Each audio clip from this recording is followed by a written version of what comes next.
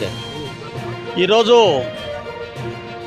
ఆంధ్రప్రదేశ్ వ్యవసాయ కార్మిక సంఘం సిపిఎం పార్టీ ఆధ్వర్యంలో కడప ఆర్డీఓ ఆఫీస్ ముందు కాశీనాయన మండలానికి సంబంధించినటువంటి వరికుంట్ల, నాయనపల్లె, ఆకులనారాయణపల్లె, అట్లాగే కత్తిరిగండ్ల గ్రామ పొలములో ఉన్నటువంటి పేదలందరూ కూడా ఇక్కడ ధర్నా నిర్వహిస్తూ ఉన్నారు.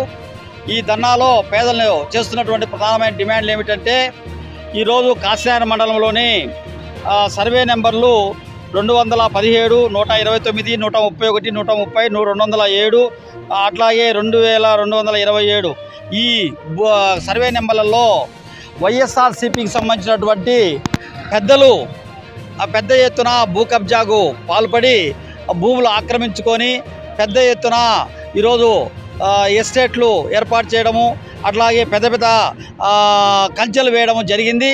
దాన్ని అంతా కూడా తెలుగుదేశం గవర్నమెంట్ వచ్చిన తర్వాత పట్టాలన్నీ రద్దు చేసి, ఆన్లైన్ అంతా రద్దు చేసి ఈరోజు భూమి అంతా కూడా ఫారెస్ట్ వాళ్ళకి అప్పగించాలని చెప్పి ప్రయత్నం చేస్తూ ఉన్నారు.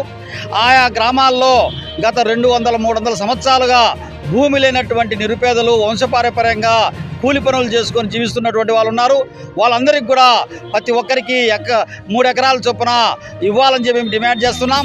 ఫారెస్ట్కు ఇవ్వకుండా అది ఆ స్థానిక గ్రామీణ నిరుపేదలైనటువంటి పేదలందరికీ ఇవ్వాలా, దళితులకు ఇవ్వాలా, గిరిజనులకు ఇవ్వాలా, అట్లాగే పేద రైతులకు ఇవ్వాలని చెప్పి మేము డిమాండ్ చేస్తూ ఉన్నాం.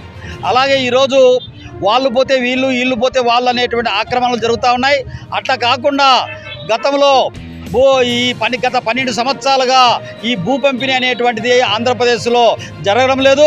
ఇప్పుడు చంద్రబాబు నాయుడు ఎన్డీఏ గవర్నమెంట్ వచ్చిన్నది. ఈ 12 సంవత్సరాల నుంచి భూమి పంపకం పక్కన పెట్టిన దాన్ని మళ్ళా ఇప్పుడు తీసుకొచ్చి భూ పంపిణీ చేయాలని చెప్పి వ్యవసాయ కార్మిక సంఘం సిపిఎం డిమాండ్ చేస్తూ ఉంది. లేకపోతే మేము ఎర్రజెండాలు నాటి పేదల చేత భూమిని దున్నిస్తామని కూడా హెచ్చరిస్తూ ఉన్నాం.